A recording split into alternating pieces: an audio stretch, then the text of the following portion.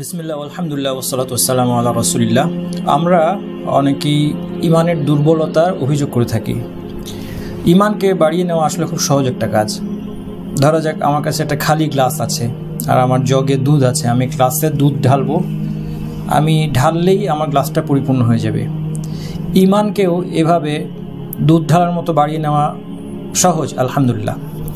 এই বিষয়ে প্রথমেই যে কথাটা বলতে হয় সেটা হচ্ছে কোরআন ও হাদিসের মাধ্যমে খুব স্পষ্ট করে আমাদেরকে একটা বিষয় জানিয়ে দেওয়া হয়েছে, তা হচ্ছে ইমানের হ্রাস বৃদ্ধি আছে। আল্লাহ তাআলা স্পষ্টত আল কোরআনে বলছেন, যেমন সূরা আনফালের আয়াতে ইন্নামাল মুমিনুনা আল্লাযীনা ইযা যুকিরাল্লাহু ওয়াজিলাত কুলুবুহুম ওয়া ইযা তুলিয়াত আলাইহিম আয়াতুহু যাদাতহুম ঈমানা। প্রকৃত মুমিন হচ্ছে তারাই যাদের সামনে আল্লাহর কথা উল্লেখ করা হলে তাদের অন্তর ভয়ে কেঁপে ওঠে এবং তাদের সামনে যখন আল্লাহর আয়াতগুলো তেলাওয়াত করা হয় তখন এই আয়াত তাদের ঈমানকে বাড়ায়। এটা খুব স্পষ্ট একটা আয়াত। দ্বিতীয় আরেকটা আয়াত আছে সূরা আত-তাওবায় মুনাফিকদের সম্পর্কে, যেখানে আল্লাহ তাআলা বলছেন ওয়া ইযা মা উনজিলাত সূরাতুন ফামিনহুম মান ইয়াকুলু আইয়ুকুম যাদাতহু হাযিহি ঈমানা। মুনাফিকদের সামনে যখন নতুন একটা সূরা নাজিল হয়েছে, অবতীর্ণ হয়েছে, সেটা তাদেরকে শোনানো হয়, তারা নিজেদের মধ্যে উপহাস করে বলতে থাকে আইয়ুকুম যাদাতহু হাযিহি ঈমানা, তোমাদের মধ্যে কার ঈমান এই সূরার কারণে বৃদ্ধি পেয়েছে। ফাআম্মাল্লাযীনা আমানু ফাযাদাতহুম ঈমানা ওয়া হুম ইস্তাবশিরুন। আল্লাহ মুমিনদের পরিচয় দিচ্ছেন যে মুমিনদেরকে এই সূরাটি তাদের ঈমান বাড়িয়ে দেয়। যখন নতুন একটা সূরা আসে, নতুন একটা সূরার সাথে, নতুন একটা আয়াতের সাথে যখন একজন মুমিনের পরিচিতি ঘটে, তখন এই সূরা এবং আয়াত তার ঈমানকে বাড়িয়ে দেয়। এটা তার ঈমানের লক্ষণ। ওয়া হুম ইস্তাবশিরুন, এবং তারা এটা নিয়ে উৎফুল্ল হয়, আনন্দিত হয়। নতুন আল্লাহ তাআলার একটা বিধান জানতে পেরে তারা আনন্দিত হয়। আল্লাহ রাসূল সাল্লাল্লাহু আলাইহি ওয়াসাল্লাম বলছেন ইন্নাল ঈমান লা ইয়াখলাকু ফি জাওফি আহাদিকুম কামা ইয়াখলাকু আস-সাওবু ফাসআলুল্লাহ তাআলা আন ইউজাদ্দিদাল ঈমানা ফি কুলুবিকুম। তিনি বলছেন যে পোশাক পুরানো হয়ে যায় ঠিক সেভাবে তোমাদের অন্তরে ঈমান মলিন হয়ে যায়, দুর্বল হয়ে যায়, পুরনো হয়ে যায়। আল্লাহর কাছে চাও তিনি যেন তোমাদের ঈমানকে রিনিউ করে দেন। আল্লাহুম্মা জাদ্দিদিল ঈমানা ফি কুলুবিনা। আমরা আল্লাহর কাছে দোয়া করি যেন আল্লাহ সুবহানাহু ওয়া তাআলা আমাদের অন্তরে ঈমানকে পুনর্জীবিত করেন, রিনিউ করেন। মুআয রাদিয়াল্লাহু আনহু থেকে বর্ণিত একটা সুন্দর কথা আছে। তিনি বলছেন ইজলিস বিনা নুমিন সাআ, যে আসো বসি আমরা কিছুক্ষণ ঈমান আনি। কিছুক্ষণ ঈমান কিভাবে আনা যায়? এর অর্থ হচ্ছে আমরা কিছুক্ষণ আল্লাহকে স্মরণ করি, এই সময়ের মধ্যে আমাদের ঈমান বৃদ্ধি পাবে। তাহলে ঈমানকে বৃদ্ধি করা সম্ভব এবং ঈমানকে বৃদ্ধি করতে হবে, ঈমানকে প্রোটেক্ট করতে হবে এবং বৃদ্ধি করতে হবে। ঈমান হচ্ছে আমাদের সবচেয়ে মূল্যবান সম্পদ, এটা আমাদেরকে মনে রাখতে হবে। ঈমান সবচেয়ে মূল্যবান সম্পদ। মানুষ যেমন তার মূল্যবান সম্পদকে প্রোটেক্ট করে, এর পরিচর্যা করে, বারবার দেখে এটা ঠিক আছে কিনা, ব্যাংকে টাকা থাকলে হিসাব মিলায় বারবার, লাভ ঠিকমতো আসছে কিনা, বৃদ্ধি ঠিকমতো, প্রবৃদ্ধি ঠিকমতো হচ্ছে কিনা, কোনো কিছু কমে গেল কিনা, সামান্য একটু যদি কমে যায়, লস হয়ে যায়, তার যতই সম্পদ থাকুক, সামান্য একটু লস হয়ে গেলে দেখবেন সম্পদশালী লোকেরা যারা সম্পদকে ভালোবাসে তারা কষ্ট পায়, মনের মধ্যে আঘাত পায়। আপনি আমি হয়তো আমরা দরিদ্র মানুষ ভাবতে পারি যে তার এত সম্পদ আল্লাহ দিয়েছেন, এই সম্পদ থেকে তার অল্প কিছু সম্পদ চলে গিয়েছে, কি এমন ক্ষতি? কিন্তু সে সম্পদের মূল্য বুঝে, আমরা না বুঝলেও। আমাদেরকে ঈমানের মূল্য বুঝতে হবে। এই ঈমানের মধ্যে সামান্য আঁচড় যেন না পড়ে, এই জন্য আমাদের ইলম এবং আমলের পথ অবলম্বন। এছাড়া আমাদের দ্বিতীয় নাজাতের কোনো উপায় নেই, মুক্তির কোনো উপায় নাই। এই মুক্তির একটাই দাওয়াত, মুক্তির পথ, জান্নাতের পথ, জাহান্নাম থেকে বাঁচার পথ একটাই, এটা হচ্ছে ঈমান, ইলম এবং আমলের পথ। ইলম এবং আমল জানতে হবে এবং জানার ভিত্তিতে মানতে হবে। এর কোনো একটা দিক যদি না থাকে, যদি জানি কিন্তু না মানি, তাহলে আমরা হয়ে গেলাম মাগদুব আলাইহিম, যাদের থেকে আমরা সূরা ফাতিহা আশ্রয় চাই। আর আমরা যদি না জেনেই পালন করতে থাকি, যেরকম অনেক মানুষ না জেনেই ধর্ম পালন করে যাচ্ছে সমাজে প্রচলিত যা কিছু সেই অনুযায়ী, তাহলে আমরা যাদের কাছ থেকে আশ্রয় চাচ্ছি সূরা ফাতিহা ওয়ালা দাল্লিন, তাদের অনুরূপ হয়ে গেল। এই দুইটা গোষ্ঠী থেকে আমরা আর আল্লাহর কাছে আশ্রয় চাই প্রত্যেক নামাজে, এবং চেয়ে আমরা সিরাতুল মুস্তাকিমের উপর থাকতে চাই, যে পথটা হচ্ছে ইলম এবং আমাদের পথ, সিরাতাল লাযিনা আনআমতা আলাইহিম। আসেন ঈমান আমরা বাড়াবো। এখানে ঈমান বাড়ানোর জন্য আমাদের সালাফদের একটা কথাকে খুব ভালো করে অ্যানালাইসিস করতে হবে। ঈমানের একটা খুব ছোট্ট সংজ্ঞা তারা দিয়েছেন এবং এই সংজ্ঞাটা একটা অমূল্য রত্ন। তার আগে সালাফ কাদেরকে বলছি? সালাফ বলতে এই সালাফ শব্দটা থেকে অনেকেই যেহেতু নিজেকে নামকরণ করে থাকেন সালাফি, যে আমি সালাফদের পথে, সে সালাফি, কেউ নিজেকে সালাফি বলা মানে আমি সালাফদের পথে আছি বা আমি সালাফের পথে চলতে চাই।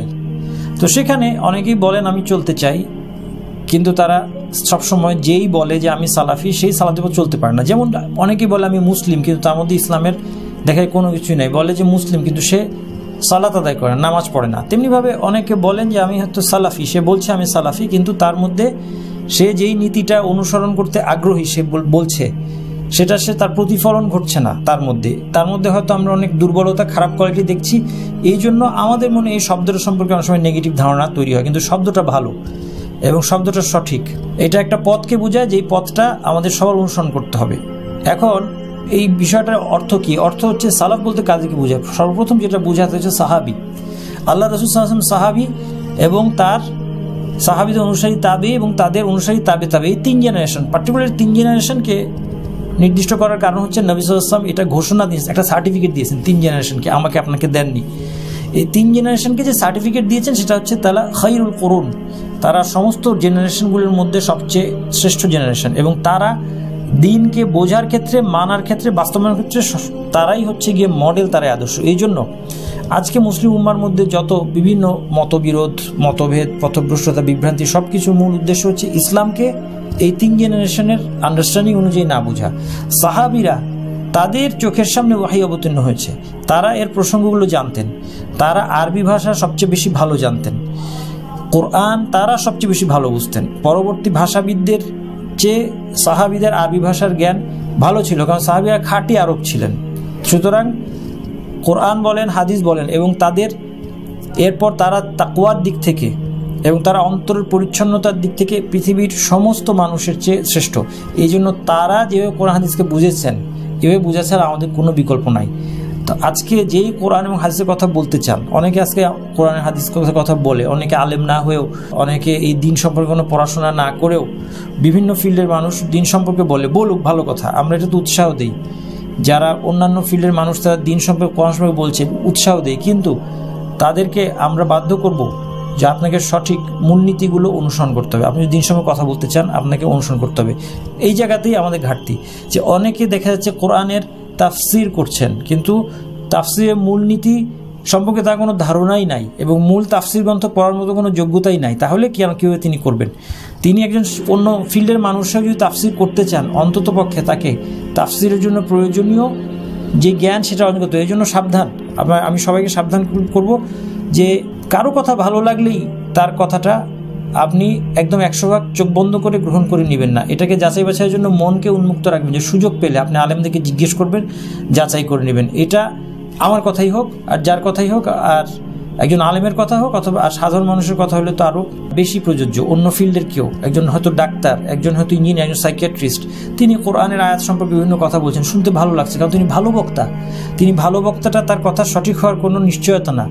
আমরা তাকে ডিসকারেজ করছি না, তিনি বলুক, কিন্তু তাকে জেনে বলতে হবে, তাকে সঠিক মানহাজের উপর, সঠিক মেথোডোলজির উপর বলতে হবে। এবং আমাদেরকে ভালো লাগলে আমি শুনলাম, ঠিক আছে, ভালো, আলহামদুলিল্লাহ, কিন্তু আমাদেরকে চোখ কান খোলা রাখতে হবে, কারণ ঈমান আমাদের সবচেয়ে গুরুত্বপূর্ণ সম্পদ। সালাফরা ঈমানের যে সংজ্ঞা দিয়েছেন সেটা বলছিলাম, সালাফদের ঈমানের সংজ্ঞাটা আমাদেরকে সুন্দরভাবে, এইটা আমরা অনেক সময় আমরা যারা আকীদার দার্স করেছি, আকীদা মানে বিশ্বাসের যে বিষয়টা, কি বিশ্বাস করতে হয়, এই বিষয়ে যে পড়াশোনা, এটার নাম হচ্ছে আকীদা। আকীদা সম্পর্কে আমরা যারা কোনো কোর্স করেছি, বইপত্র পড়েছি, লেকচার শুনেছি, আমরা হয়তোবা কেউ এই সংজ্ঞাটা জানতেও পারি তাত্ত্বিকভাবে, কিন্তু আজকে আমাদের ঈমান বাড়ানোর জন্য এই সংজ্ঞাটাকে কেটে কুটে অ্যানালাইসিস করতে হবে। এই কথাটা হচ্ছে সালাফরা যে খুব সুন্দর একটা সংজ্ঞা দিয়েছেন, এর চেয়ে সুন্দর কোনো সংজ্ঞা হয় না। সেটা হচ্ছে ঈমান কাউলুন ওয়া আমাল ইয়াজিদু ওয়া ইয়ানকুস। ঈমান হচ্ছে কথা এবং কাজ, এবং এটা বাড়ে এবং কমে, এই জিনিসটা আগেই আমরা দেখলাম। আর কথা এবং কাজ, এই যে একটু বোঝার বিষয় আছে, এবং এর আলোকে ঈমানকে তারা বলছেন কথা এবং কাজ। এই জিনিসটা বোঝার সাথে সাথে আমরা দেখি কিভাবে আমরা খুব দ্রুতই আসলে ঈমান বাড়িয়ে নিতে পারি। ঈমান বাড়ানো কোনো দুরূহ বিষয় না। ঈমানের দুর্বলতা এমন কোনো দুর্বোধ্য সমস্যা না যেটার সমাধান খুব কঠিন কিছু, খুব জটিল কিছু, খুব কঠিন ধরনের কোনো আমাদেরকে ধ্যান করতে হবে, ব্যায়াম করতে হবে, মেডিটেশন করতে হবে, হাবিজাবি করতে হবে না। ঈমান বাড়ানোর ফর্মুলা সিম্পল, এবং আমরা যেন সহজে ঈমান বাড়াতে পারি, এটাই আল্লাহ চান। এই জন্য কোরআন হাদিসের মধ্যে এটা দিয়ে দিয়েছেন, ঈমানের সংজ্ঞাকে সহজ করে দিয়েছেন, আমাদের বোধগম্য করে দিয়েছেন, এবং কীভাবে বাড়াবো এটা খুব সহজ। দেখেন, প্রথম কথা তারা বলছেন ঈমান হচ্ছে কথা, এই কথার দুইটা টাইপ আছে, আর দ্বিতীয় বলছে কাজ, দুইটা টাইপ। তাহলে আমরা চারটা জিনিস পাবো। কথার থেকে দুইটা পাবো, ইমান হচ্ছে কথা, এখান থেকে দুইটা পাবো, আর কাজ এখানে দুইটা পাবো। কথা দুই রকম, একটা হচ্ছে অন্তরের কথা, একটা হচ্ছে মুখের কথা। অন্তরের কথা এগুলো মনে রাখবেন, হ্যাঁ, এগুলো মনে রাখবেন, এগুলো নোট করে রাখবেন, এগুলো ইনশাল্লাহ অন্যকেও শিখাবেন, মানুষের মধ্যে প্রচার করবেন। এগুলো ইমান সম্পর্কে সিম্পল কথা, বেসিক কথা, প্রত্যেকটা মুসলমানের কাজে লাগবে, প্রত্যেকটা মুসলমানের জন্য জরুরি কথা, সহজ কথা। ইমান হচ্ছে কথা এবং কাজ। কথা দুই ভাগে বিভক্ত, একটা হচ্ছে অন্তরের কথা। অন্তরের কথা আবার কি? আমার অন্তর কি বলে আমাকে? আমার অন্তর বলছে যে আল্লাহ আমাদেরকে সৃষ্টি করেছেন, একমাত্র তিনি ইবাদতের মালিক, তিনি সব দেখছেন, সব শুনছেন, সব জানেন। তিনি আমাদেরকে সৃষ্টি করেছেন, তিনি আমাদের হিসাব নেবেন, পরীক্ষার জন্য সৃষ্টি করেছেন। মৃত্যুর পরের জীবন বলে একটা জীবন আছে, জান্নাত জাহান্নাম আছে, আমাদের হিসাব নিকাশ হবে, কিয়ামত হবে। এই যে আমার অন্তর এই কথাগুলো আমাকে বলছে, এটি অন্তরের কথা। এটার আরেকটা নাম হচ্ছে বিশ্বাস, এটারই আরেকটা নাম হচ্ছে বিশ্বাস। আমরা অনেকে মনে করি যে ইমান মানে হচ্ছে বিশ্বাস। বিশ্বাস ইমানের চার ভাগের এক ভাগ। আমরা যদি এইভাবে চিন্তা করি যে আমরা ইমানের চারটা কম্পোনেন্ট দেখলাম, একটা হচ্ছে কথা, অন্তরের কথা, আরেকটা হচ্ছে মুখের কথা, আরেকটা হচ্ছে অন্তরের কাজ, আরেকটা হচ্ছে অঙ্গ প্রত্যঙ্গের কাজ। অন্তরের কথা, মুখের কথা, অন্তরের কাজ, অঙ্গ প্রত্যঙ্গের কাজ, এই চারটা কম্পোনেন্ট। একটা হচ্ছে শুধুমাত্র বিশ্বাস। সেটা কি? অন্তরের কথাটা, অন্তরের মধ্যে আমার যা আছে আমি বিশ্বাস করি, এতটুকু। কিন্তু এতটুকু কিন্তু ইমানের সবটুকু না, এটা বুঝতে হবে। আচ্ছা, এটাকে আমরা বাড়াবো কিভাবে? আমরা যত বেশি আল্লাহর নিদর্শন দেখব, সৃষ্টির নিদর্শন, এবং আল্লাহর আরেকটা নিদর্শন হচ্ছে আল্লাহর আয়াত, কোরআনের আয়াত। আমরা যত কোরআন হাদিস পড়বো, যত এগুলো নিয়ে চিন্তা করবো এবং আল্লাহর সৃষ্টির নিদর্শন দেখবো, তত এই অন্তরের যে বিশ্বাসটা আছে এটা আরও মজবুত হবে, আরও বাড়বে। এটা বাড়ার জন্য সমস্ত নিদর্শন আমাদের সামনে দেওয়া আছে। গেল মুখের কথা। মুখের কথা, আপনি কোরআন তেলাওয়াত করছেন, আপনি জিকির করছেন, আপনার ইমান বাড়ছে। একজন 10 বার সুবহানাল্লাহি ওয়া বিহামদিহি বলেছে, আর একজন 100 বার সুবহানাল্লাহি ওয়া বিহামদিহি বলেছে। 100 বার যে বলেছে তার ইমান বেশি, তার ইমান বেড়ে যায়। আপনি ইমান বাড়াবেন, আপনি বলেন, আপনি সুবহানাল্লাহি ওয়া বিহামদিহি আপনি 100 বার বলেন, সেই সাথে অন্তরের কাজকে অ্যাড করে নেন। এবার আসেন কাজের মধ্যে চলে আসলাম। তাহলে কথা হলো মুখ দিয়ে আপনি যা কিছু সৎ কাজে আদেশ দেওয়া, মন্দ কাজে নিষেধ করা, সাক্ষ্য দেওয়া, আশহাদু আল্লা ইলাহা ইল্লাল্লাহ, আমি সাক্ষ্য দিচ্ছি যে আল্লাহ ছাড়া ইবাদতের যোগ্য কোনো ইলাহ নেই। এই সাক্ষ্যের মূল্যটা আমরা বুঝি না, এই সাক্ষ্য দিয়ে আমরা কিন্তু জান্নাতে যেতে হবে। ওয়া আশহাদু আন্না মুহাম্মাদান আবদুহু ওয়া রাসূলুহু, মুহাম্মদ আল্লাহর বান্দা এবং রাসূল, এই সাক্ষ্যটা বুঝে আমরা দিচ্ছি। কিন্তু এই সাক্ষ্যের কোনো একটা আন্দোলন, একটা আলোড়ন আমার ভিতরে নাই। আমার প্রত্যেক নামাজে আমি এই সাক্ষ্য দিচ্ছি, তাশাহুদের মধ্যে আমি সাক্ষ্য দিচ্ছি, আযানে মুয়াজ্জিন সাক্ষ্য দিচ্ছি, কিন্তু আমাদের মধ্যে এটার কোনো আন্দোলন নাই। কারণ এটা এত সাংঘাতিক একটা সাক্ষ্য, আমরা ফিল করছি না যে এটা কত বড় একটা ঘোষণা, কত সাংঘাতিক একটা ঘোষণা যে একমাত্র আল্লাহ তাআলার জন্য আমার সমস্ত ইবাদত। এটা আমার পজিশনকে কোথায় নিয়ে যাচ্ছে আমি বুঝতে পারছি না। আমি একমাত্র নবী মুহাম্মদ সাল্লাল্লাহু আলাইহি ওয়াসাল্লাম, আল্লাহ তাআলার প্রেরিত রাসূল, তার অনুসারী, এটা আমাকে কোথায় নিয়ে যাচ্ছে এই জিনিসটা আমরা বুঝতে পারছি না। এই জন্য আমাদের অন্তরের মধ্যে এর কোনো প্রভাব নাই। যাই হোক, এটা হচ্ছে মুখের কথা। আপনি এই সাক্ষ্য দেন, আপনার ঈমান বেড়ে যাবে। এই দুই সাক্ষ্য দিয়ে, অজুর পরে আমরা জানি এই দুই সাক্ষ্য দিলে জান্নাতের 8টি দরজা খোলা হবে। কি আছে এমন এই সাক্ষ্যের মধ্যে জান্নাতের 8টি দরজা খোলা হবে? এগুলি চিন্তার বিষয়। কত বড় মর্যাদা, কত ঈমান বেড়ে গেল আপনার। আপনি যখন অজু করে আশহাদু আল্লা ইলাহা ইল্লাল্লাহু ওয়াহদাহু লা শারীকা লাহু ওয়া আশহাদু আন্না মুহাম্মাদান আবদুহু ওয়া রাসূলুহু এই সাক্ষ্য দিচ্ছেন, আপনার ঈমান কতটুকু বেড়ে গেল। আপনি একদম জগ থেকে পানি ঢেলে 1 গ্লাস পরিপূর্ণ করে ফেললেন, যদি আপনি বুঝে দিতে পারেন। আচ্ছা, এটা হচ্ছে মুখের কথা। কাজের কথা বলছিলাম, অন্তরের কাজ আছে। অন্তরের কাজ আল্লাহকে ভালোবাসা, আল্লাহকে ভয় করা, আশা করা, আল্লাহর উপর ভরসা করা। এটা কীভাবে বাড়বে? আল্লাহর প্রতি ভালোবাসা কীভাবে বাড়বে? আল্লাহর প্রতি আশা, আল্লাহর ভয় কীভাবে বাড়বে? আল্লাহর উপর ভরসা আল্লাহকে চেনার মাধ্যমে। এই জন্য এটা বাড়ানোর জন্য অন্যতম একটা জ্ঞানের শাখা হচ্ছে আসমা ওয়া সিফাত, আল্লাহর নাম এবং গুণাবলী। বিশ্বাস করেন, মুসলিমরা আজকে আল্লাহর পরিচয় জানে না।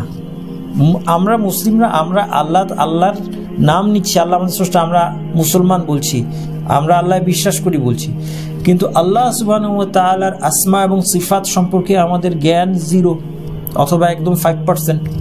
এদিকে কোনো জ্ঞানের চর্চাও আমাদের নাই। আমরা অনেক সময় আমরা দেখা যায় যে আমাদের আমলের ফজিলত নিয়ে পড়ে থাকি। আপনি দেখবেন এখন যে অনেক সময় আমরা দাওয়াতি কাজে আলোচনা শোনার ক্ষেত্রে, দাওয়াতি কাজের ক্ষেত্রে আমরা দায়ীরা শুধু আমলের ফজিলত বলতে বলতে শেষ, যারা শুনছেন তারা শুধু আমলের ফজিলত খুঁজতে খুঁজতে শেষ, যার অনেকগুলো এবার বিশুদ্ধও না। কিন্তু মূল উদ্দেশ্য কি? আমার যে ইমানকে আমি চাঙ্গা করবো, আমার ইমানকে বাড়াবো, আমার অন্তরের কাজ, আল্লাহর প্রতি ভালোবাসা, ভয়, আশা, ভরসা, এগুলি এমনি এমনি আকাশ থেকে আসবে না। আল্লাহকে চিনতে হবে, আল্লাহর আসমা এবং সিফাত সম্পর্কে, আল্লাহ কেমন এটা জানতে হবে। কেমন বলতে আল্লাহর কি কি গুণ আছে। আল্লাহ রাগ করেন, আল্লাহ ভালোবাসেন, আল্লাহ রাগ করেন, আল্লাহ শাস্তি দেন, আল্লাহ সব দেখেন, শোনেন, জানেন, আল্লাহ রিজিক দেন, আল্লাহ আমার প্রয়োজনের কথা জানেন, আল্লাহ আমার প্রয়োজন পূরণ করবেন, আল্লাহ দয়ালু। এই সিফাতগুলো যত বেশি আমরা ফিল করব, জানবো এবং এটার প্রভাব মহাবিশ্বের মধ্যে দেখতে পাবো। আমরা এটার প্রভাবটা আজকে মহাবিশ্বের মধ্যে আমরা আমাদের জীবনেও দেখতে পাই না। আমাদের জীবনে একটা খুব কষ্টের ঘটনাও কিন্তু আমরা চিন্তা করলে বুঝবো যেটা আল্লাহ তাআলার রহমত। এবং যদি আমি সেই চিন্তাটা করি যে এটা আল্লাহর দয়ার প্রতিফলন, আমার জীবনে একটা কষ্টের ঘটনা আল্লাহ তাআলার দয়ার প্রতিফলন, কারণ এর মধ্য দিয়ে আল্লাহ সুবহানাহু ওয়া তাআলা তার পথে আমাকে নিয়ে এসেছেন, তখন কিন্তু আমার ভালোবাসা বেড়ে যাচ্ছে। আর ভালোবাসা বেড়ে যাচ্ছে মানে ইমান বেড়ে যাচ্ছে, কারণ ভালোবাসা ইমানের একটা কম্পোনেন্ট। বাকি রইল অঙ্গ প্রত্যঙ্গের কাজ। এখন আপনি ইমান বাড়াবেন, আপনি 2 রাকাত সালাত আদায় করেন, আপনার ইমান বেড়ে যাবে। আপনি কিছু টাকা দান করেন, আপনার ইমান বেড়ে যাবে। আপনি হজ করেন, উমরা করেন, আপনার ইমান বেড়ে যাবে। আপনি যত অঙ্গ প্রত্যঙ্গের আমল আছে, আপনি দৃষ্টিকে অবনত রাখেন, আপনার ইমান বেড়ে যাবে। আপনি গীবত করা থেকে নিজেকে জিহ্বাকে সংযত করেন, আপনার কানকে খারাপ কথা শোনা থেকে সংযত, আপনার ইমান বাড়ানো খুব সহজ। তাহলে ইমানকে সংরক্ষণ করতে হবে, প্রতিনিয়ত একটু একটু বাড়াতে হবে। তাহলে ইমান কথা এবং কাজ বাড়ে এবং কমে। এই সালাফদের দেওয়া সংজ্ঞাটা, এই সংজ্ঞা নিয়ে কোনো সন্দেহ নাই, এটা আমাদের সালাফদের দেওয়া সংজ্ঞা, অর্থাৎ সাহাবি, তাবিঈন তাদের দেওয়া সংজ্ঞা। এই সংজ্ঞাটাকে আমরা আঁকড়ে থাকবো। আমাদের সাধারণ মুসলিম আর এদিক ওদিক কোনো তাত্ত্বিক আলোচনায় যাওয়ার কোনো দরকার নেই। আমরা খুব সুন্দরভাবে বুঝে গেলাম অন্তরের বিশ্বাস, মুখের কথা, অন্তরের আমল এবং অঙ্গ প্রত্যঙ্গের আমল, এই সব মিলিয়ে ইমান, প্রত্যেকটা দিকে আস্তে আস্তে করে ইমানকে বাড়ানোর সুযোগ আছে। আচ্ছা, আজকে আমি আপনাদেরকে নিয়মিত ইমান বাড়ানোর 3টা উপায় সম্পর্কে বলবো। ইমান বাড়ানোর অবশ্যই অনেক উপায় আছে, আমি 3টা প্র্যাকটিক্যাল উপায় আপনাদেরকে ধরিয়ে দিচ্ছি, আপনাদের যেন কারো এই 3টা ইনশাল্লাহ মিস না হয়। আপনারা করবেন বলে আমি বলছি। আমি আলোচনার মধ্যে এমন কিছু লিস্টি দিতে চাই না যেটা আপনি করতে পারবেন না।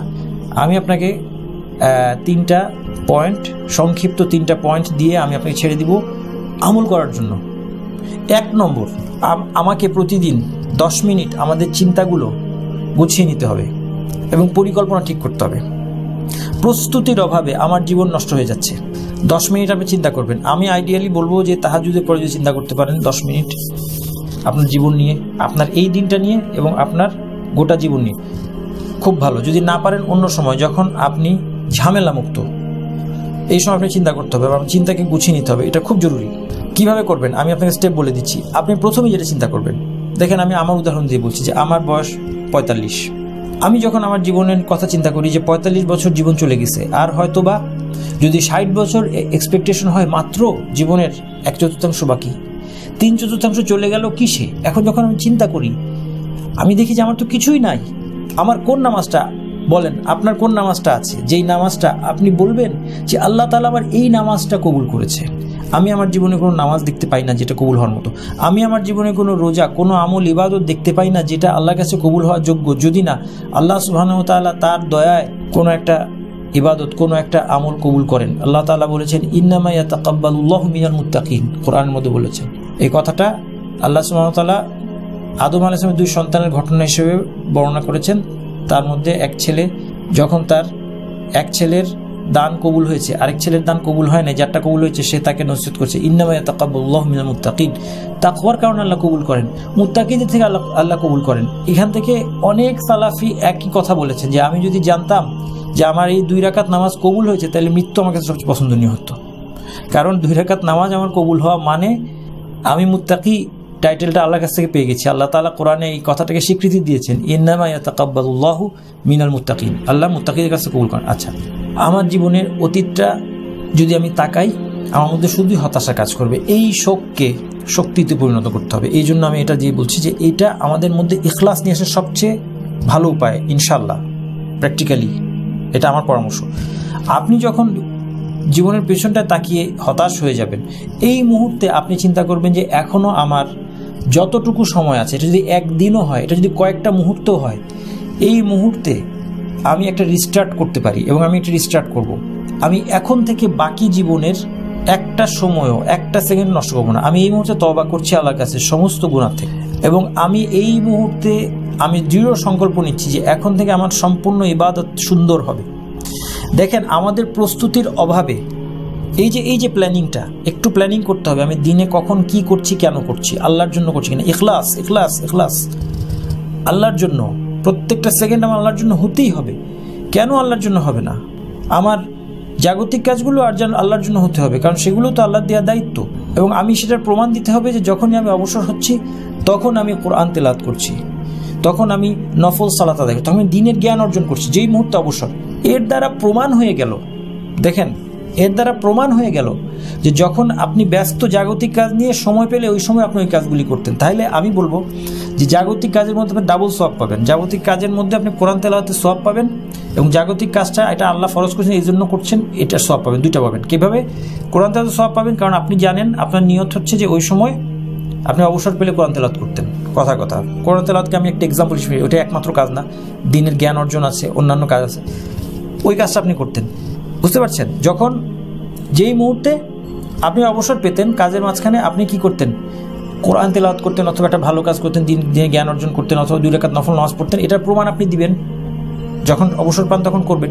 তাহলে এই নিয়তটা আপনি রাখলে বাকি যে কাজের সময়টাও আপনি ওই সবটাই পেয়ে গেলেন, আর কাজের সবটা ডাবল সব পাবে ইনশাল্লাহ, আমি এটা আশা করি। এইভাবে নিয়ত করবেন। এই যে প্রস্তুতির অভাবে আমাদের কীভাবে সমস্যা, দেখেন আমি আপনাকে একটা উদাহরণ দিই। রাসূল সাল্লাল্লাহু আলাইহি ওয়াসাল্লাম বলেছেন, মা মিন মুসলিমিন ইয়াতাওয়াদ্দাউ ফায়ুহসিনু উযুআহু সুম্মা ইয়াকুম ফায়ুসাল্লি রাকাতাইনি। যখনই কোনো একজন মুসলিম অজু করে 2 রাকাত নামাজ পড়ে, মুকবিলুন আলাইহি বিকলবিহি ওয়াজহিহি, তার সমস্ত সর্বান্তকরণে সে আল্লাহর দিকে ঘুরে, অর্থাৎ সে তার অনর্থক নড়াচড়া করে না এবং খুশু সহকারে সম্পূর্ণ মনোযোগ ধ্যান সহকারে 2 রাকাত নামাজ পড়ে, ইল্লা ওয়াজাবাত লাহুল জান্নাহ, তার জন্য জান্নাত অবধারিত। এখন আমরা দেখি যে আমরা কিন্তু অজু করছি দিনে কয়েকবার, কিন্তু আমাদের এই প্রস্তুতিটা না থাকার কারণে, যে আমি অজু করেই আমাকে 2 রাকাত নামাজ পড়তে, আমার যদি একটা মানসিক প্রস্তুতি, সিম্পল একটা প্ল্যানিং যদি আমার থাকতো, তাহলে আমি প্রত্যেকবার আমার ওভাবে প্ল্যান থাকতো যে আমার নামাজের আগে সময়টা আমি ওভাবে নির্বাচন করতাম যে আমি অজু করে 2 রাকাত নামাজ 5 মিনিট লাগবে, 5 মিনিটও লাগবে না, আরও 3-4 মিনিটেও এটা করা সম্ভব। কত বড় ফজিলত! ওয়াজিবাত লাহুল জান্নাহ, আমি মন দিয়ে পড়বো। শুধুমাত্র প্ল্যানিংয়ের কারণে আমি আমার দিনটা, আমি মনে করছি যে কোথায় আমার সময় নাই, না, এই শুধুমাত্র প্ল্যানিংয়ের কারণে আমার সারাটা দিন আমি ইবাদতে পরিণত করতে পারছি। এবং এই ধরনের ইবাদতগুলো আমাদের মিস হয়ে যাচ্ছে, যেগুলোর অনেক বড় ফজিলত আছে। শুধু অনেক বড় ফজিলত সব আছে তাই না, জীবনের অনেক বড় এফেক্ট আছে একটু প্ল্যানিং করে নিলে আমরা আমাদের দিনটাকে। এই জন্য আমি বলছি প্রতিদিন 10 মিনিট নিজের ইন্টেনশন গুছিয়ে নেবেন, নিজের ডেটাকে প্ল্যান করবেন এবং গোটা জীবনের প্ল্যানটা সংক্ষেপে চিন্তা করবেন। আর এটা শুরু করবেন কি দিয়ে? যে আমার জীবন চলে গিয়েছে, আর মাত্র হয়তো কয়েকটা দিন আছে, আমি জানি না, হয়তো আমি একটা দিনও বাঁচতে পারি, কিন্তু আল্লাহ আমি নিয়ত করলাম, আপনি জানেন আমি আপনার জন্য নিয়ত করলাম, আমি করে নিয়তের উপর কাজ করা শুরু করলাম, এরপর ইনশাআল্লাহ এই কাজের উপর আমি মারা যাব, এই পথের উপর মারা যাব। আমাকে আল্লাহ সুবহানাহু ওয়া তাআলা অতীতের গুনাহগুলো মাফ করে দিবেন, অতীতের আমলের যেই দুর্বলতাগুলি আছে ইনশাআল্লাহ আল্লাহ এগুলো উপেক্ষা করবেন। এবং এখন যে আমি নিয়ত করে সিরিয়াসলি আমল করা শুরু করলাম, আমার জীবনের পরিবর্তন নিয়ে আসা শুরু করলাম, এটার জন্য আল্লাহ আমাকে রিওয়ার্ড দিবেন। 1 নম্বর, এটা হচ্ছে 1 নম্বর। তাহলে এভাবে আমরা ঈমান বাড়াতে পারবো। 2 নম্বর উপায়, আখিরাতের সাথে যোগাযোগ স্থাপন করতে হবে। এটা হচ্ছে ঈমান বাড়ানোর এবং ঈমানকে ইনট্যাক্ট রাখার দ্বিতীয় উপায়। প্রতিদিন আখিরাতের সাথে আমাদের যোগাযোগ হতে হবে। কিভাবে আখিরাতের সাথে কমিউনিকেশন কীভাবে করবেন? জানা। কোরআনের পাতায় পাতায় কি আপনি দেখছেন না জান্নাত জাহান্নামের বিবরণ? হাদিসের পাতায় পাতায় দেখছেন না জান্নাত জাহান্নামের বিবরণ? আপনার হাদিসের যে কোনো একটা বই নেন, বুখারী নেন, মুসলিম নেন, যে কোনো আপনি কিতাব হাদিস সংকলন নেন, সেখানে দেখবেন যে আখিরাত এবং জান্নাত জাহান্নামের আলাদা চ্যাপ্টার আছে, আলাদা কিতাব আছে, সেখানে সব ডেসক্রিপশনগুলো আছে। এই ডেসক্রিপশনগুলো আমাদেরকে নিয়মিত পড়তে হবে, কোরআন এবং হাদিসের ডেসক্রিপশনগুলো। আমরা আজকে একটা হাদিস দেখবো, এটা নমুনা হিসেবে একটা একটা হাদিস, যে হাদিসের মধ্যে একদম দুনিয়া এবং আখিরাতের জীবনের সামাইটা বলে দেওয়া হয়েছে। এবং আপনাদের কাজ হবে প্রতিদিন এগুলি পড়া, এবং আমার কাজ হবে সুযোগ পেলে আপনাদেরকে নতুন নতুন হাদিস আমি যতটুকু পারি আখিরাতের বর্ণনাগুলো আপনাদের তুলে ধরা। আল্লাহ রাসূল সাল্লাল্লাহু আলাইহি ওয়াসাল্লাম বলছেন, ইউকতা বিআন্না মিন আহলিদ দুনিয়া মিন আহলিন নার ইয়াউমাল কিয়ামাতি ফায়ুসবাগু ফিন নারি সাবগা। পৃথিবীর সবচেয়ে সুখী মানুষটা যে জাহান্নামী, তাকে কিয়ামতের দিন আগুনের মধ্যে একটা চুবান দেওয়া হবে। সুম্মা ইউকালু ইয়া ইবনা আদম হাল রাআইতা খায়রান কাত্তু হাল মাররা বিকা নাঈমুন কাত্তু। এরপর তাকে জিজ্ঞেস করা হবে, জাহান্নামে একটা ডুব দেওয়ানোর পরে তাকে জিজ্ঞেস করা হবে যে, হে আদম সন্তান, তুমি কোনো কল্যাণ জীবনে দেখেছো? কোনো নাঈম, আল্লাহ কোনো নেয়ামতকে তুমি পেয়েছিলে কখনো? ফায়াকুলুল্লাহ ওয়াল্লাহি ইয়া রাব্বি, কোনো দিন না। সে তার জীবনের সবচেয়ে সুখী মানুষ ছিল, পৃথিবীতে সবচেয়ে আরাম আয়েশের মধ্যে ছিল। সে একটা চুবানোতে সব ভুলে যাবে, মনেই করতে পারবে না, এত কষ্ট, অনন্তকাল সে কীভাবে থাকবে এখানে। আল্লাহ সুবহানাহু ওয়া তাআলার কাছে আমরা জাহান্নাম থেকে আশ্রয় চাই। আমরা এই বিবরণগুলো পড়লে আমাদের মধ্যে সত্যি ভয় ঢুকবে, আর এই ভয় ঢুকলে আমাদের ঈমান বেড়ে যাবে এবং আমরা খারাপ কাজ করতে পারবো না, তাতে ঈমান আরও বেড়ে যাবে। ঈমান দেখেন কতই মাল্টিপ্লাই হবে, শুধুমাত্র জানার কারণে, ভয়ের কারণে আপনি ঈমান বেড়ে গেল। আপনি কি এটা শুনে ভয় পান নাই? আপনারা যারা এখন এই আলোচনাটা শুনেছেন, আপনারা সবাই মুসলিম, আমি নিশ্চিত আপনার মধ্যে একটা ভয় ঢুকে গেছে এই বিবরণ শুনে, এবং এই ভয় ঢুকে গেছে মানে আপনার ঈমান বেড়ে যাচ্ছে। এবং এরপরে এই ভয়ের কারণে যখন আমরা একটা খারাপ কাজ যদি আজকে ছেড়ে দিতে পারি, এই ভয়ের কারণে, ভয় তো লাভ হলো না যদি আমি খারাপ কাজ না ছাড়ি, যদি ভালো কাজ না ধরি, জীবন যদি পরিবর্তন না আসে, তা তো লাভ হলো না, তা তো জান্নাত জাহান্নামের বিবরণ লাভ হলো না, আমরা ঈমান এনেছি বলে কোনো লাভ হলো না। যখন ভয়ে ঢুকলো তখন ঈমান বেড়ে গেল, যখন আমি খারাপ কাজ ছেড়ে দিলাম, ভালো কাজ শুরু করে দিলাম, তখন আমার ঈমান আরও বেড়ে গেল। এরপর আল্লাহ তাআলা বলছেন, আল্লাহ রাসূল সাল্লাল্লাহু আলাইহি ওয়াসাল্লাম বলছেন, ওয়ায়ুক্তা বিআশাদ্দিন নাসি বু'সান ফিদ দুনিয়া মিন আহলিল জান্নাতি ফায়ুসবাগু সাওগাতান ফিল জান্নাহ। এবার পৃথিবীর সবচেয়ে দুঃখী মানুষ, যে জান্নাতি, মুসলিমের মধ্যে, মুমিনদের মধ্যে সবচেয়ে দুঃখী মানুষ, তাকে জান্নাতে একবার ডুবানো হবে। ফায়ুকালু লাহু ইয়া ইবনা আদম হাল রাআইতা বু'সান কাত্তু।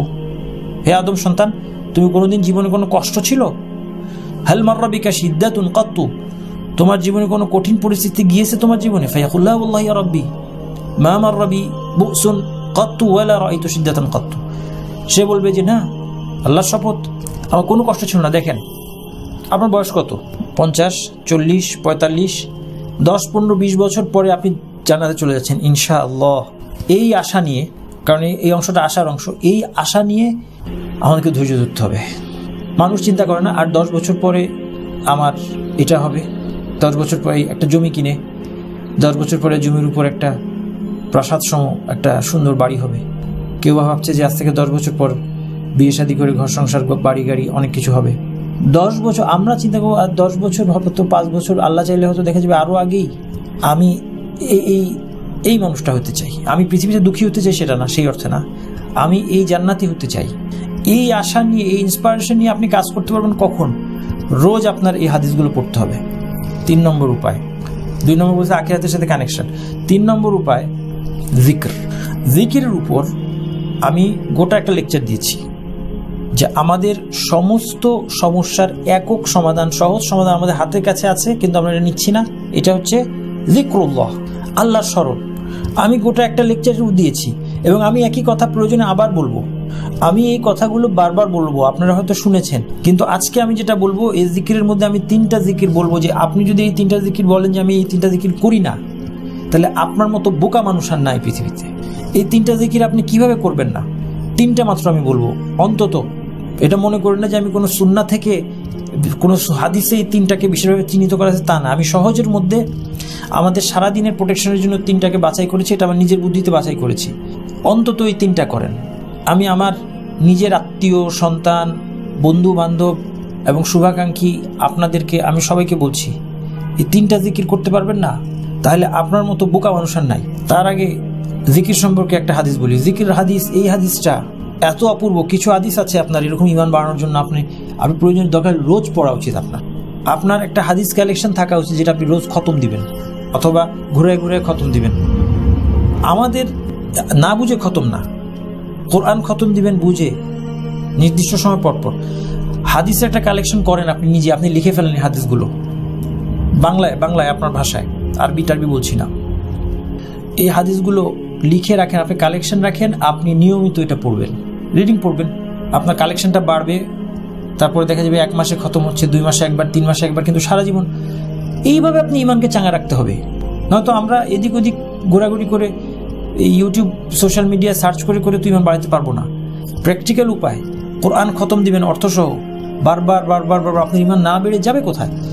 এই হাদিসটা দেখেন, এই হাদিসটা শোনা মাত্র ঈমান বেড়ে যাবে। আগেও শুনেছেন, আবার শুনবেন, আবার বাড়বে। আল্লাহ তাআলা বলছেন, আনা ইনদা যান্নি আবদি বি, আমার বান্দা ধারণা অনুযায়ী সে আমাকে পাবে। আল্লাহ সম্পর্কে সুধারণা অবশ্যই রাখবেন। শয়তান যখন আপনি বলতেছেন যে ও আমার তো সেই বিপদই আসতেছে, আমি বুঝতে পারতেছি, আমার তো ওই বিপদটাই আবার হইতে যাচ্ছে যেটা এতদিন হয়ে আসছে, ওই অসুখটাই আমার হবে যেটা এতদিন হয়ে আসছে, ওই ঝামেলাতেই পড়বো আমি যেটা এতদিন হয়ে আসছে, না, খুব ভালো করে জেনে রাখেন, এটা শয়তান আপনাকে বলতেছে। অবশ্যই বিপদের একটা পারপাস থাকতে পারে। আপনাকে হয়তো আল্লাহ বিপদের মাধ্যমে একটা মেসেজ দিচ্ছেন, আপনি মেসেজটা মিস করে যাচ্ছেন, তাইলে হবে না তো। বিপদের মাধ্যমে আল্লাহ তাআলা একটা সংশোধনের মেসেজ আপনাকে দিচ্ছেন, সেই মেসেজটা নেন, আপনার জীবনের একটা অন্যায় কাজ আছে যেটা আপনি ছাড়ছেন, আর ভালো করে জানেন, মানুষের সামনে আপনি বুঝান যে এটা তো না ছেড়ে করে আমি পারছি না, এভাবে বুঝাচ্ছেন, কিন্তু আসলে এটা আপনাকে ছাড়তে হবে, এই মেসেজ আল্লাহ দিচ্ছে। তারপর আল্লাহ সম্পর্কে সুধারণা রাখেন যে না, যেটা শয়তান বলছে এটা হবে না, বিপদটা চলে যাবে, আমার কষ্টটা চলে যাবে, আমি মুক্তি পাবো, আমার সমস্যা দূর হবে, আমার সমস্যা সহজ হয়ে যাবে, আল্লাহ সহজ করে দিবেন। আল্লাহ সম্পর্কে যদি এই ধারণা করতে পারেন, আল্লাহ বলে দিচ্ছেন যে আল্লাহকে সেভাবেই আপনি পাবেন। আল্লাহ আমাকে সাহায্য করবেন, আল্লাহ আমার গুনাহ মাফ করবেন, আল্লাহ আমাকে পথ দেখাবেন, ইনশাআল্লাহ আমি চেষ্টা করব। অবশ্যই আমার চেষ্টা করতে হবে, সেই সাথে সাথে কোনো চেষ্টা না করে হাত পা গুটিয়ে বসে থেকে তো কিচ্ছুই হবে না, এটা আমরা জানি। আমি যদি ভাতের টেবিলে না যাই, জায়গায় বসে বলি যে ভাত আমার পেটে চলে আসবে, এটা কেউ বলে না, বোকা মানুষ বলে না। তাহলে আমরা হেদায়েত পাওয়ার ক্ষেত্রে সেটা করবো না, কিন্তু আল্লাহ আমাকে হেদায়েত দিবেন। ওয়া আনা মাআহু ইযা যাকারানি, আল্লাহ সে যখন আমাকে স্মরণ করে আমি তার সাথে। ফা ইন যাকারানি ফি নাফসি যাকারতুহু ফি নাফসি, সে নিজে নিজে আমাকে অন্তরে আমাকে স্মরণ করলে আমি আমার নিজের কাছে তাকে স্মরণ করব। আল্লাহ সুবহানাহু ওয়া তাআলা মহাবিশ্বের স্রষ্টা আমাকে স্মরণ করবেন, আমাকে আপনাকে আল্লাহ স্মরণ করবেন, আমাকে আপনাকে। আপনি ভাবতে পারেন যদি আমরা এই জিকিরের এই ফজিলত বুঝতাম, এই খুশিতে আমাদের মারা যাওয়ার কথা। আল্লাহ আমাকে স্মরণ করেছে, আল্লাহ ইন যাকারানি ফি মালাইন যাকারতুহু ফি মালাইন খায়রিন মিনহুম, যদি একদল লোকের মধ্যে সে আমাকে স্মরণ করে, আমি এর চেয়ে উত্তম এক দলের কাছে তাকে স্মরণ করব। যদি আপনার ইসলাম সম্পর্কে কথা বলার, কোরআন হাদিসের কথা বলার আর কোনো পারপাস না থাকে, এই একটাই যথেষ্ট, আপনি মানুষকে ইসলামের কথা বলুন। কারণ ইসলামের কথা মানুষকে বলা এটা যিকরুল্লাহ, এটা আল্লাহর স্মরণ। আপনি 2টা লোককে, ঘরের 5টা লোককে আপনি ইসলামের কথা বলুন, আপনি ইসলামের দাওয়াত দিন, অবশ্যই বুঝে শুনে জেনে বুঝে দিবেন, সঠিক দাওয়াত দিবেন। আল্লাহ এর চেয়ে উত্তম এক দলের কাছে আপনাকে স্মরণ করছেন, আপনার কি চাওয়ার আছে? তারপর আল্লাহ তাআলা বলেন তাকাররাবা ইলাইয়া বিশিবরিন তাকাররাবতু ইলাইহি যিরাআন। শিবর মানে জানেন, শিবর মানে হচ্ছে এটা, এইভাবে করলে, এখন ওই যে এইভাবে করে কি জানি চিহ্ন টিহ্ন দেখায় লোকজন, তো বুঝি না, কিন্তু এটা হচ্ছে শিবর। এই বুড়ো আঙ্গুল থেকে একানি আঙ্গুল পর্যন্ত দূরত্ব, এটা শিবর। সে যদি আমাকে দিকে এতটুকু আগায়, তাকাররাবতু ইলাইহি যিরাআন, আমি তার দিকে 1 হাত আগাবো। ওয়া ইন তাকাররাবা ইলাইয়া যিরাআন, আর সে যদি 1 হাত আগায়, তাকাররাবতু ইলাইহি বাআন। বা হচ্ছে, আমি জানি না আমার ক্যামেরা আপনারা দেখতে পাচ্ছেন কিনা, এই যে 2 হাত এভাবে ছড়িয়ে দিলাম, এই ডান হাতে আঙ্গুল মাথা থেকে বাম হাতের আঙ্গুলের মাথা পর্যন্ত হচ্ছে বা। তাকাররাবতু ইলাইহি বাআন। ওয়া ইন আতানি ইয়ামশি আতাইতু হারওয়ালাতান, সে আমার দিকে হেঁটে আসলে আমি তাদেরকে দৌড়ে যাব। এই হাদিসটা জিকির সম্পর্কে হাদিস, এই হাদিসটা অসাধারণ হাদিস। এই একটা হাদিস আপনি রোজ পড়েন, আপনার জীবন পরিবর্তন হয়ে যাবে। আমি 3টা জিকির কথা বলছিলাম, এটা বলে আমার কথা শেষ। 3টা জিকির অবশ্যই করবেন শয়তান থেকে বাঁচার জন্য। আমি আগে বলেছি যে শয়তান হচ্ছে মোস্ট আন্ডার এস্টিমেটেড এনিমি। শয়তান এমন একটা শত্রু যে সে আল্লাহর ইজ্জতের কসম করে বলেছে যে তাদের সবাইকে পথভ্রষ্ট করব। আল্লাহর ইজ্জত, ক্বালা ফাবিইজ্জাতিকা লাউগওয়িয়ান্নাহুম আজমাইন, আপনার ইজ্জতের শপথ হে আল্লাহ, আপনার ইজ্জা, আল্লাহর ইজ্জা হচ্ছে আল্লাহ তাআলার পরাক্রম, ইনভিনসিবিলিটি, অপরাজেয়তা, আল্লাহ তাআলার ইজ্জা, এটার শপথ করে সে কি বলছে, লাউগওয়িয়ান্নাহুম আজমাইন, তাদের সবাইকে পথভ্রষ্ট করব। সে কিভাবে থ্রেট দিয়েছে? সে থ্রেট দেওয়ার সময় সে তো ভাবে নাই যে আল্লাহ আমাদেরকে জানিয়ে দিবেন। আল্লাহ তাআলা দয়া করে আমাদেরকে জানিয়ে দিচ্ছেন যে সে এই থ্রেট দিয়েছে। তারপরে এই শয়তানকে আমরা আদর করে করে ঘরে ঢুকাই। আমরা কি করি? এই শয়তানকে আদর করে করে ঘরে ঢুকাই। সে আরো কি থ্রেট দিয়েছে, ক্বালা আরাআইতাকা হাযাল্লাযী কাররামতা আলাইয়া, এই যে দেখেছো যাকে আমার উপর তুমি আজকে সম্মান দিলে, আদম আলাইহিস সালামের কথা বলছে, লা ইন আখারতানি ইলা ইয়াউমিল কিয়ামাহ, আমাকে কিয়ামত পর্যন্ত সময় দিলে কি করব, লা আহতানিকান্না যুররিয়াতাহু ইল্লা কালিলা। লা আহতানিকান্না কথাটা খুব সাংঘাতিক। আমি এর সন্তানদেরকে লা আহতানিকান্না, হানাক থেকে, হানাক মানে চোয়াল, আমার তাজউইজ ক্লাসে আপনারা হানাক পেয়েছেন। লা আহতানিকান্না, তার চোয়ালের মধ্যে লাগাম পরিয়ে দিব, তার সন্তানদেরকে লাগাম দিয়ে, মুখে লাগাম দিয়ে এদিক ওদিক ঘোরাবো, ইল্লা কালিলা, এক্সেপ্ট কয়েকজন। অন্য জায়গায় সে বলেছে বিমা আগওয়াইতানি, যেহেতু আপনি আমাকে পথভ্রষ্টই করলেন, লা উযায়্যিনান্না লাহুম ফিল আরদ, পৃথিবীতে অন্যায়কে তার কাছে আমি সুন্দর করে দেখাবো। অন্যায়টা খুব সুন্দর চেহারা নিয়ে আসে। অন্যায়, পাপাচার কেন এত মিষ্টি লাগে বলেন তো, এত সুন্দর লাগে? এটার অ্যাডভার্টাইজমেন্ট এত সুন্দর হয় কেন? দেখে মনেই হয় না এটা কোনো খারাপ কিছু, দেখে মনে হয় এটার মধ্যে সমস্ত সুখ। হারামের মধ্যে মনে হয় সমস্ত সুখ। আপনি হারামের অ্যাডভার্টাইজমেন্ট দেখেন, শয়তান বলেছে লাউযায়্যিনান্না লাহুম ফিল আরদ, কারণটা আমাদের বলে দিচ্ছে, আল্লাহ তাআলা বলে দিচ্ছেন ওয়া লাউগিয়ান্নাহুম আজমাইন। এটা শয়তানের তাযযিন, এটা শয়তানের কারসাজি। সমস্ত হারাম নিষিদ্ধ জিনিসটাকে কত সুন্দর লাগবে, কত ভালো লাগবে, কত একটা সুন্দর। শিরক, আজকে আপনি দেখেন সবচেয়ে জঘন্য পাপ হচ্ছে শিরক। সেই শিরককে কত সুন্দরভাবে তুলে ধরা হচ্ছে মানুষের সামনে। শিরকের প্রতি মানুষের একটা ন্যাচারালি মনে হবে যেন একটা আকর্ষণ তৈরি হচ্ছে, যে এটা কত সুন্দর, এটা কত ভালো। কিভাবে সম্ভব? লাউযায়্যিনান্না লাহুম ফিল আরদ ইল্লা ইবাদাকা মিনহুল মুখলাসিন। আমরা আমাদের কোরআন শরীফের মধ্যে পড়ি ইন্না ইবাদাকা মিনহুমুল মুখলাসিন, এক্সেপ্ট কারা বাঁচবে এখান থেকে? যারা তোমার মুখলাস বান্দা। মুখলাস লামে জবর দিয়ে পড়ি। এই আয়াত আল্লাহ দুইভাবে নাজিল করেছেন, এটা আমাদের জানা উচিত। আরেকভাবে নাজিল করেছেন এই আয়াতটা আল্লাহ, ইল্লা ইবাদাকা মিনহুমুল মুখলিসিন। দুইটাই আল্লাহর কালাম। আল্লাহ একই আয়াত দুইভাবে নাজিল করেছেন, দুইটাই আল্লাহর কালাম, দুইটাই কোরআন। কিন্তু আমাদের সহজ করার জন্য আমাদের মুসাফের মধ্যে লেখা আছে হচ্ছে লামে জবর দিয়ে। এইভাবে পড়লেও আমার কোরআন পড়া হয়ে যাবে, নামাজ হয়ে যাবে, কোনো অসুবিধা নাই। কিন্তু অন্যটা আমাদের জানা দরকার, কারণ খুব ইম্পর্টেন্ট।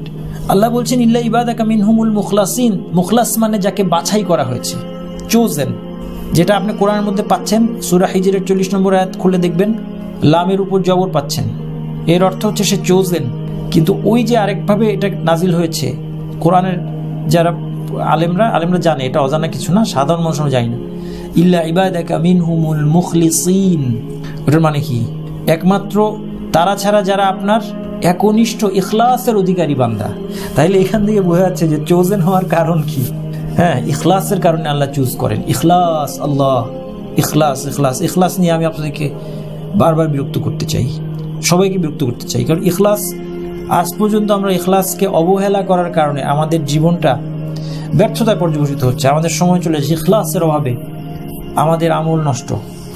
ইখলাস শেখা উচিত, প্রতিদিন শেখা উচিত। কোন আলেম বলেছেন যে আমার ইচ্ছা করে একজন আলেম শুধু ইখলাস শেখানোর জন্য অ্যাপয়েন্টেড থাকুক, তার আর কোনো কাজ নাই, শুধু মানুষকে ইখলাস শেখাবে। এবং সত্যিই বলেছেন তিনি। যাই হোক, তারপরে অন্য আয়াতে আল্লাহ তাআলা শয়তানের আরেকটা থ্রেট, দেখেন কতগুলো থ্রেট সে দিচ্ছে, আল্লাহ সব তুলে আনছেন। কিন্তু সে থ্রেট দেওয়ার সময় মনে হয় না ভাবছে এগুলো, যেগুলো আল্লাহ মানুষকে জানিয়ে দিবেন। আল্লাহ তার দয়া মানুষকে জানিয়ে দিয়েছেন। অন্যটা বলছেন সুম্মা লাআতিয়ান্নাহুম মিন বাইনি আইদিহিম ওয়া মিন খালফিহিম ওয়া আন আইমানিহিম ওয়া আন শামাইলিহিম। এরপর তাদের কাছে আমি আসবো, ডান দিক থেকে বাম দিক থেকে, সামনে থেকে পেছন থেকে, ডান দিক থেকে বাম দিক থেকে, চারিদিক থেকে তার কাছে আমি আসবো। এই শয়তান থেকে বাঁচতে হবে। এই শয়তানকে নিয়ে আমরা আদর করে ঘরে ঢুকাইলে আমাদের তো সমস্যা থাকবেই। আমাদের জীবন সমস্যায় জর্জরিত কেন? আমরা শয়তান থেকে কোনো প্রোটেকশন নিই না। আমি আজকে এই 3টা জিকির বলি, আপনি কালকে থেকে যদি জীবনে পরিবর্তন আপনার না হয় আমাকে বলেন। এই 3টা অবশ্যই করবেন, কোনো আলস্য করবেন না, কোনো আলস্য চলবে না, কোনোভাবে নিজেকে কোনো বুঝ দিয়েন না, আপনি চোখ বন্ধ করে করেন। একটা হচ্ছে মান ক্বালা, আপনারা হয়তো জানেন, অনেকেই হয়তো করেন, কিন্তু তারপরেও বলছি কারণ অনেকে হয়তো করেন না, এরকমও আছে। নিজে করলেও বাচ্চাগুলিকে করান, বাসায় আপনার বাচ্চাকে করান, স্বামী স্ত্রী সবাইকে, কেউ যেন মিস না দেয়। কারণ শয়তান এখানে আলস্য ঢুকাবে, যেন আপনি জিকির না করেন এবং তারপর শয়তান যেন আসতে পারে। মান ক্বালা লা ইলাহা ইল্লাল্লাহু ওয়াহদাহু লা শারীকা লাহু লাহুল মুলকু ওয়া লাহুল হামদু ওয়া হুয়া আলা কুল্লি শাইইন কাদির। এই জিকিরটা লা ইলাহা ইল্লাল্লাহু ওয়াহদাহু লা শারীকা লাহু, আল্লাহ ছাড়া ইবাদতযোগ্য কোনো ইলাহ নেই, তিনি শরীকবিহীন। লাহুল মুলক, সমস্ত রাজত্ব তার। ওয়া লাহুল হামদ, সমস্ত প্রশংসাও তার। ওয়া হুয়া আলা কুল্লি শাইইন কাদির, তিনি সব পারেন। ফি ইয়াউমিন মিআত মাররা, 100 বার যে এটা পড়বে, 100 বার এটা পড়া 5 থেকে 10 মিনিট, এর বেশি লাগবে না। আপনার খুব স্লো পড়লেও 10 মিনিট। অর্থটা বুঝে পড়ার চেষ্টা করবেন, কিন্তু ওয়াসওয়াসার মধ্যে পড়ে যাবেন না যে আমার হইল কি না। এই যে অনেকে আছে ওয়াসওয়াসা, এখানেও তো শয়তান এসে তারা মানে তাকে কোনোভাবে যদি এটা 100 বার থেকে দূরে রাখতে পারে, কি করে?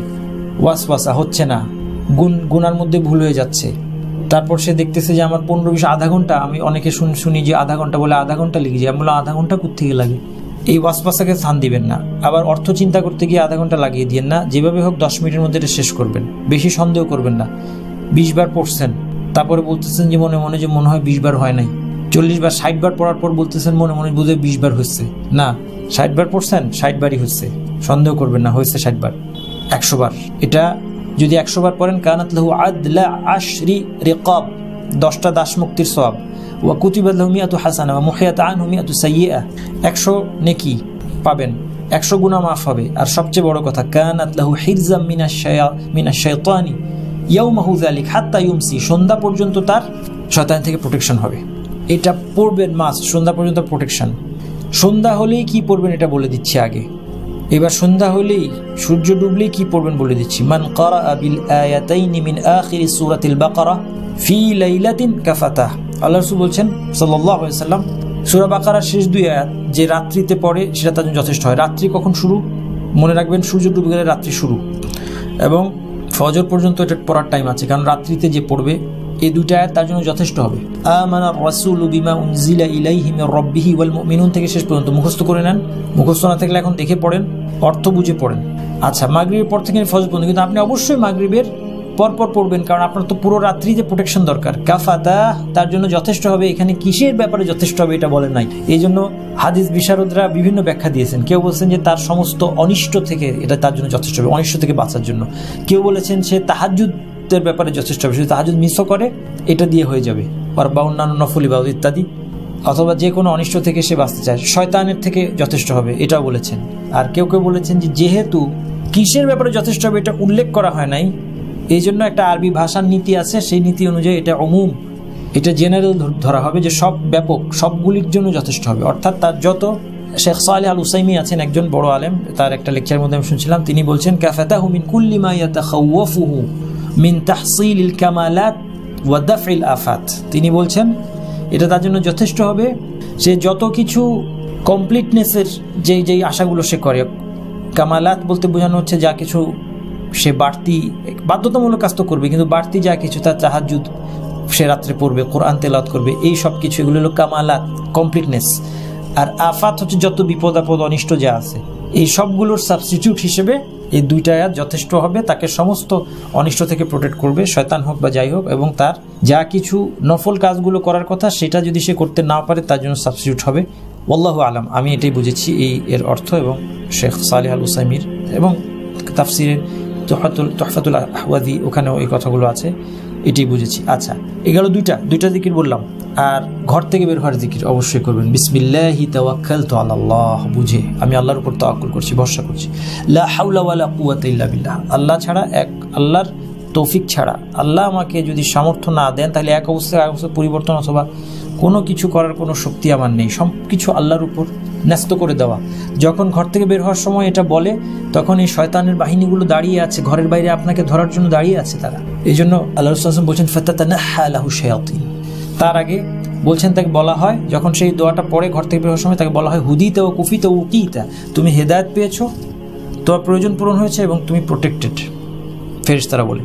তখন এই যে ওয়েট করেছিল শয়তানগুলো ঘরের বাইরে ধরার জন্য, দুষ্টামি করার জন্য, ফাতাতানাহা লাহু শায়াতিন, এগুলি দূরে সরে যায়। ফায়াকুল লাহু শায়তান আখার, এক শয়তান আরেক শয়তানকে বলে কাইফা লাকা বিরাজুলিন কাদ হুদিয়া ওয়া কুফিয়া ওয়া উকি, তুমি এরকম লোককে তো কিছু করতে পারবে না যে হেদায়েত পেয়েছে এবং তাকে প্রোটেকশন দেওয়া হয়েছে এবং তার সমস্ত প্রয়োজন পূরণ হয়েছে। আপনার ঈমান কি বাড়লো? আমাদের ঈমান কি বাড়লো? ইনশাআল্লাহ বেড়েছে, অবশ্যই বাড়বে। ইজলিস বিনা নুমিন সাআহ, মুআয রাদিয়াল্লাহু আনহুর কথা দিয়ে আমরা শুরু করেছিলাম যে আসুন আমরা কিছুক্ষণ ঈমান আনি, আমাদের ঈমানকে বাড়াই। আমাদের নিয়মিত এভাবে যত ঘন ঘন সম্ভব আমাদের ঈমান আমরা বাড়ানোর চেষ্টা করব, তাহলে আমাদের ঈমান চাঙ্গা থাকবে। এই নসিহতের অভাবে আজকে আমাদের সমাজ, সংসার, সন্তান সব নষ্ট হয়ে যাচ্ছে। আমরা সন্তানের কোরআন হিফজ আর এগুলো নিয়ে যত বেশি চিন্তা করি, তার চেয়ে বেশি জরুরি হচ্ছে তাদেরকে রোজ নসিহত করেন, পরিবারকে রোজ নসিহত করেন, কোরআন হাদিস শোনান, পড়ে শোনান। যেই বই আপনি পান, বিশুদ্ধ বইয়ের মধ্যে এখন অনেক বই অনুবাদ হয়ে যাচ্ছে, অনুবাদের কোয়ালিটি যাই হোক, আপনার কাছে অ্যাভেলেবল বেস্ট সোর্সে এগুলো শোনান। এই আলোচনাগুলো, আমাদের আলোচনাগুলো যদি মনে করেন কার্যকর, শেয়ার করেন মানুষের সাথে এবং সবাইকে নিয়ে শুনেন, আপনি পরিবারের সবাইকে নিয়ে শোনেন। সুবহানাকাল্লাহুম্মা ওয়া বিহামদিকা আশহাদু আল্লা ইলাহা ইল্লা আনতা আস্তাগফিরুকা ওয়া আতুবু ইলাইক।